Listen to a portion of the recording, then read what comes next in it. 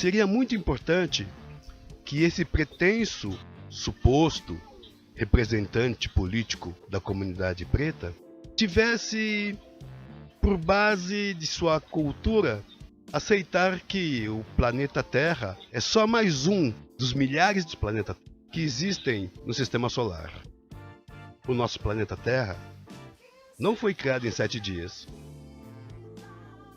É importante que esse nosso pretenso representante político saiba que as primeiras formas de vida no planeta se formaram a partir daquelas poças d'água que eram infestadas de componentes químicos e que, por milhares e milhares de anos, aquela massa química sendo eventualmente atingida por severas tempestades elétricas que eram normais ocorrer na época, desses compostos químicos nasceram as primeiras bactérias, os primeiros seres unicelulares. É importante que esse nosso representante aceite a ideia de que a evolução dos seres vivos permitiu com que primatas se tornassem humanos. É importante saber que esse pretenso representante da comunidade afro-brasileira, no que tange a políticas sociais, saiba que pode ter havido um Jesus. Possivelmente tenha havido um Jesus. Mas a história desse Jesus só serve aos judeus e aos europeus. Não tem nada a ver conosco. Não faz parte do nosso universo. Se você tiver que acreditar, se for necessário acreditar num Deus, acredite num Deus parecido com você.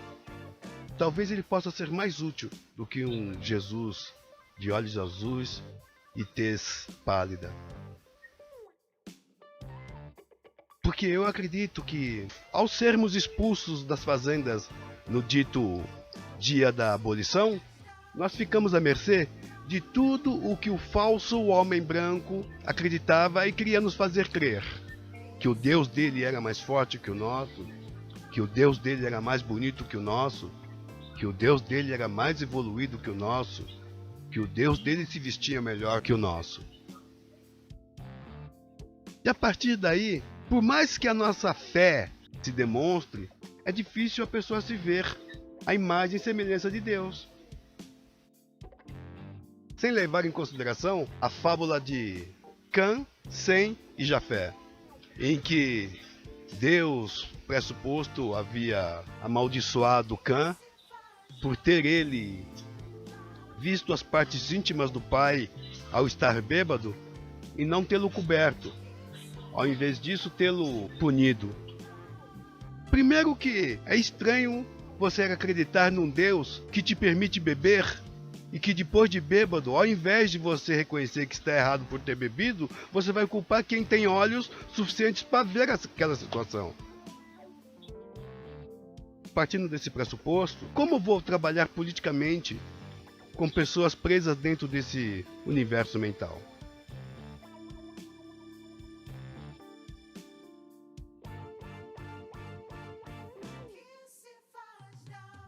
E esse site, e esse canal, busca trazer essa discussão para o mundo científico, criando o que eu acredito ser o verdadeiro movimento político que possa gerar representantes sérios para o nosso povo.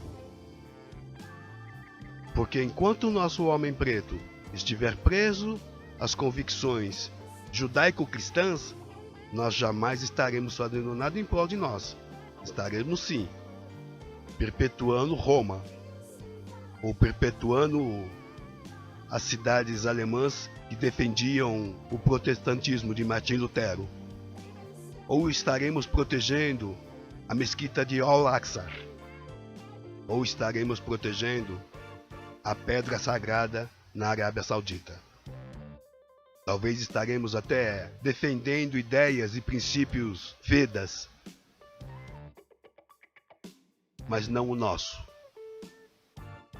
não os dos pretos, não os dos pretos que foram realmente os que doaram o seu conhecimento para esses que agora tentam nos atacar, dizendo que somos inferiores a eles. As democracias raciais não funcionaram. E os movimentos negros existentes se tornaram verdadeiras escolas de como se manter do racismo. De muito e muito tempo, pertencendo a movimentos negros diversos, eu sempre olhei aquele comportamento estranho de se encontrar para discutir questões raciais nos ambientes fornecidos pelas igrejas. Estranho. Mesmo que eu quisesse conspirar, não daria, entendeu? Era aquela salinha, o cafezinho, a bolachinha que eles ofereciam. Em tempos melhores, era a atenção rápida do padre. Como poderíamos fazer um movimento político sério se não podemos discutir isso, nem que fosse em torno das rodas de fogueira nos vilarejos, onde nosso povo, com a nossa cara e com as nossas aspirações, estivesse a discutir e a polemizar? Estamos discutindo a nossa sobrevivência dentro do ambiente do homem branco, nos valendo do aluguel, da luz, do telefone, da conta de internet e das prerrogativas que eles possam nos oferecer. Isso não é crescimento. Povo nenhum cresceu de migalhas e miséria. Um povo que suplica por dignidade nunca vai ter dignidade. Essa dignidade tem que ser conquistada. Alguns conquistaram pela força. Alguns tentaram conquistar pela força. E muitos falharam, se não todos. Porque, na verdade, a força do homem só esteve no corpo desse homem na pré-história. A partir da criação da escrita, a partir da criação das narrativas, a partir dos diversos interesses do homem, a força já não era mais física. A força era política. E nesse aspecto, eu acho que o homem preto foi muito submisso consigo próprio, dada a situação em que estamos hoje em qualquer lugar do planeta. É chegada a hora de mudarmos essa postura. É chegado a hora de começarmos a trabalhar um grupo de excelência, um grupo de intelectuais pretos que possam serem responsáveis por políticas educacionais voltadas a combater os dogmas que nos incutiram nesse tempo de escravidão, nesse tempo de expatriação. É importante que tenhamos representantes sérios que se candidatem a deputados, a vereadores, a senadores, que tenham um compromisso, não com Bíblia, não com o Alcorão, não com Bhagavad Gita, nem com preceitos da própria origem africana, mas homens que tenham um compromisso com a humanização da nossa população, o resgate psico-humanitário do nosso irmão preto. O nosso irmão preto, apesar de acreditar num Deus branco, não consegue ter benefício nenhum desse Deus branco. E o homem branco que criou esse Deus branco trata esse homem preto de uma forma que é impossível que um Deus branco aceite.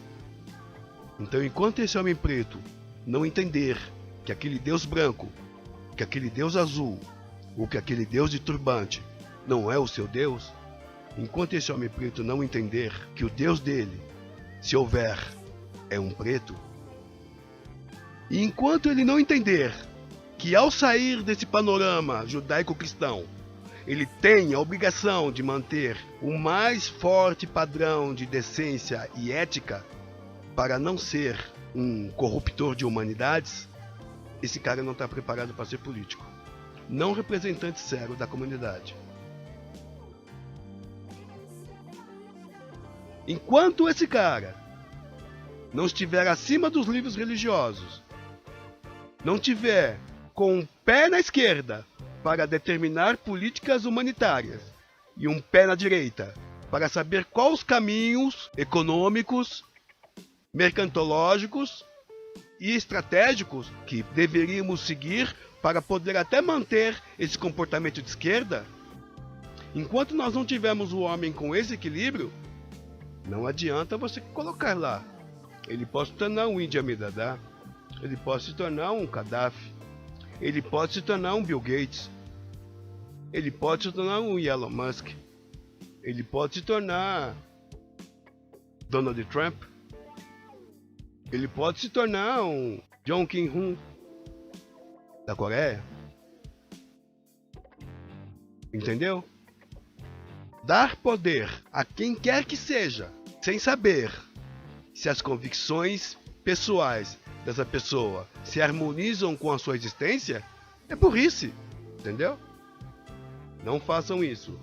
Antes de montarem partidos de interesse da comunidade afrodescendente, façam seminários, discutam questões, conheçam pessoas, conheçam teorias, para que a gente não venha a fazer um partido nazista preto, para que a gente não venha a fazer um partido de extrema esquerda preto, dos que destroem o país no sonho de melhorá-lo.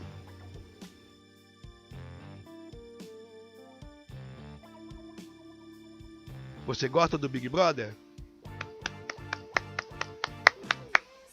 Você ganhou quanto assistindo?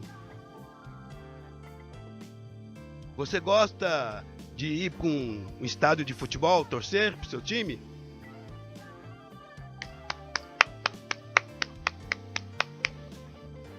O quanto o teu time te paga para você fazer a propaganda deles? Você não vive sem carnaval? Porque carnaval é a vida?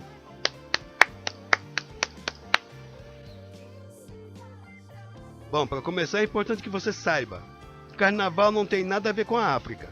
Na África não tem carnaval. O que existe na África são celebrações baseadas nos cultos de fertilidade, baseado nos cultos de colheita, baseado nos cultos de guerra, que fazem celebrações, mas não são celebrações sistemáticas, nem mercantis. A manifestação do carnaval é de origem grega. Ela tem a ver lá com os cultos a Narciso, aos deuses do prazer. Como a cultura europeia, ela tem um pilar no judaico-cristianismo, e tem um outro pilar, que é o pilar estético, baseado no belo, no que a Grécia Antiga estabeleceu como belo. Então, criar eventos em homenagem aos seus deuses, Deus Baco, o deus do vinho, das festas, da luxúria, não seria extravagância, porque faz parte da base cultural e estética dos gregos, dos europeus, que bebiam da fonte grega como a sua fonte de cultura. Daí vem o latim. O carnaval, com essas características, serviu à Europa como a famosa frase pão e vinho. Você tinha uma sociedade extremamente fechada, uma sociedade em que os ricos oprimiam os pobres, mas havia a possibilidade de você passar por aqueles 360 dias naquele perrengue e ter a recompensa de 4 dias ou 5 dias por ano, poder fazer a loucura que você quisesse, extravasar. Essa era uma forma de manter, de controlar a população. E isso se tornou um costume que ao longo dos séculos, as culturas europeias passaram a manifestar como um comportamento de festividade, quando não é festividade. O carnaval, sim, fora da Grécia, era um movimento para manipular a população. Quando o cara pobre está sem trigo para fazer o pão, está sem a azeitona para fazer o azeite, está sem a uva para fazer o vinho, vinha o carnaval. E aí a sociedade maneirava suas tensões em função dos desvarios cometidos nesses 4 dias, entendeu? Então é importante que você saiba, o carnaval fora da Grécia não é uma festividade, é uma celebração à bestialidade humana que era aceita em função da repressão cultural, econômica e social que se vivia na Europa. Tanto é que você não vê carnaval de origem asiática, você não vê carnaval de origem africana, você não vê carnaval de origem aborígene australiana. Só quem pratica, quem criou, quem desenvolveu a ideia do carnaval foram os europeus. Tá? Com o tempo desenvolveram lá com seus métodos estéticos os grandes cortejos pelas ruas de Paris, de Amsterdã, de Frankfurt.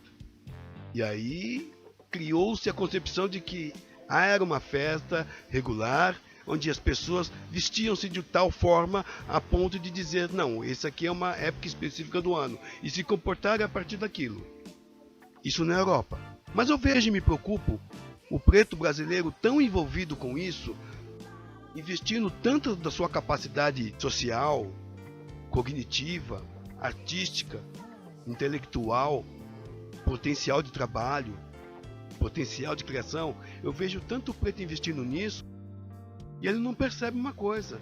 O carnaval, além de não ser nosso, quando era feito por pretos batendo as suas cuícas, os seus tamboretes, as suas pretas bundudas rebolando, sassaricando para um lado, sassaricando para o outro, com seus pés cheios de barro, a polícia batia na gente.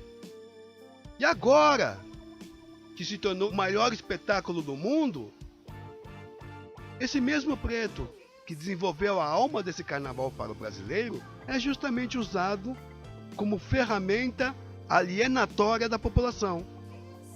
Porque esse preto, ele gasta o seu talento compondo letras para uma escola de samba, quiçá pague os seus direitos autorais. Esse preto perde o tempo dele escrevendo essa letra para uma escola de samba, que ele poderia ter feito um disco e vendido, e feito sua carreira a partir disso.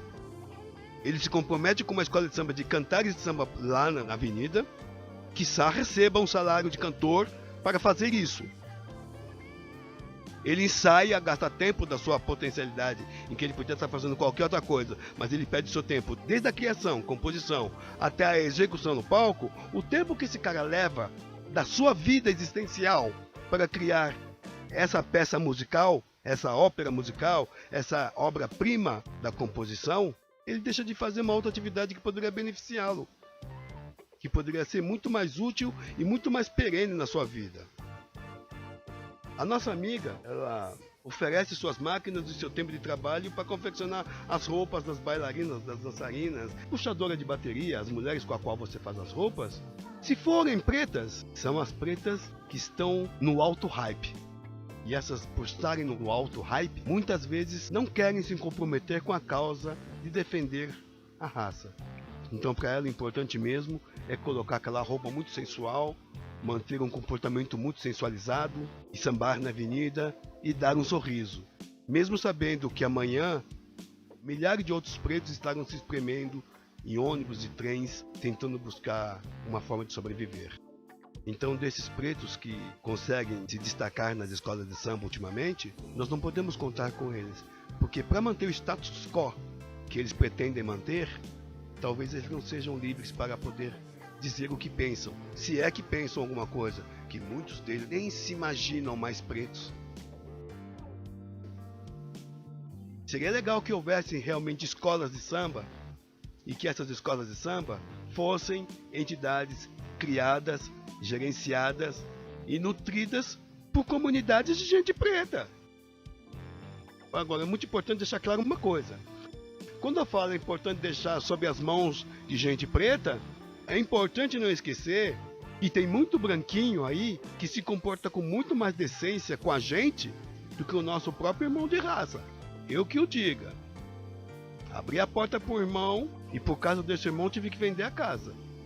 Então assim, é muito importante quando a gente estiver fazendo as nossas buscas, as nossas militâncias e aí obtivermos as nossas conquistas, não esquecermos jamais que entre esses pretos tem os pretos que não têm melanina na pele. Quando houver de escolhermos quem são os nossos irmãos de batalha, de luta, nós não podemos fazer essa medição pela cor da pele, porque aí estaremos cometendo um erro. haveríamos de estar pensando que muitos pretinhos que estão do nosso lado seriam nossos parceiros de trabalho, enquanto eles seriam simplesmente os antigos capitães do mato, os espiões dos movimentos de oposição. Enquanto a gente estaria julgando os branquinhos que estão ali sentados do lado, comendo um misto quente na reunião da gente, na escola de samba, a gente começa a achar que aquele branquinho é o filho de uma puta. E aquele branquinho, às vezes, é o cara que paga a passagem do amigo preto dele voltar do trabalho.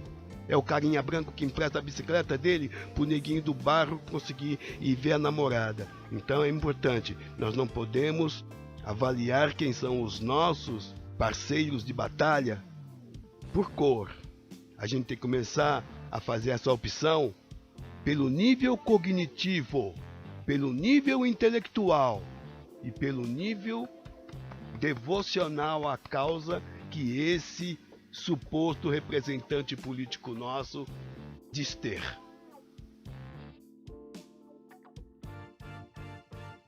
Eu pretendo começar uma discussão de alto nível com profissionais do setor de psicologia, se possível etnologia,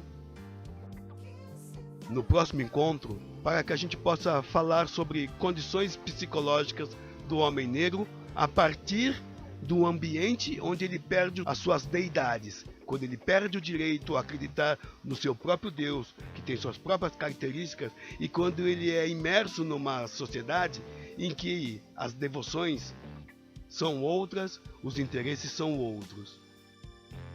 No nosso próximo encontro, a ideia é que possamos estar discutindo questões nessa área psicossocial de forma técnica. Eu pretendo trazer aqui uma grande representante dessa necessidade da população preta. Então, esse é o nosso primeiro encontro. Eu agradeço o tempo que vocês deixaram de levar o cachorro para passear, de andar de bicicleta, sei lá, de tomar aquela cervejinha, de ver o futebol, para escutar o que estou falando. Fico muito lisonjeado e pretendo, a partir desse espaço e com uma regularidade razoável, estar trazendo aqui discussões desse quilate, desse patamar, desse nível. Na verdade, a ideia é que esse canal seja um ponto onde você aí, em qualquer lugar do Brasil que esteja, a partir da internet, interaja comigo aqui, discuta comigo, questione meus posicionamentos, mostre o seu posicionamento e me mostre a justificativa do porquê você pensa assim, para que a gente possa criar um embrião de um verdadeiro movimento político em que tenhamos representantes sérios e capazes de nos defender diante um código penal feito para fazer com que negros sejam sempre marginalizados.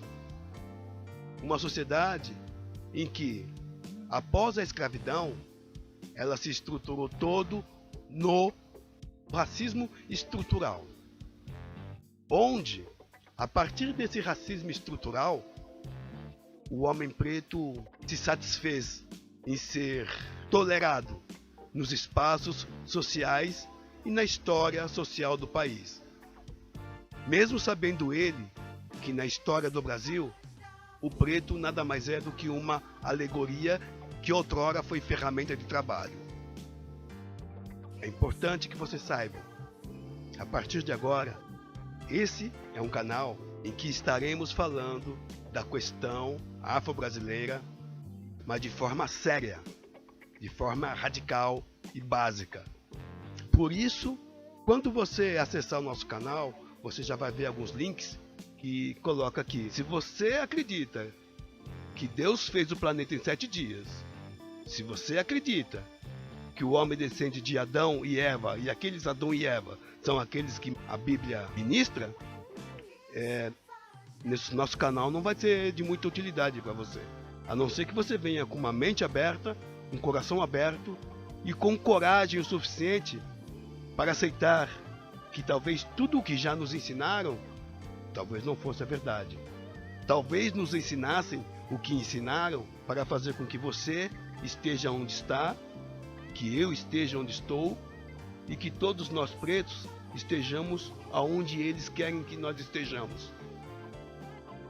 É importante que você venha com a sua ideia, mas que você venha com o interesse de escutar e aprender. Porque o pouco que você tiver para ensinar vai nos servir.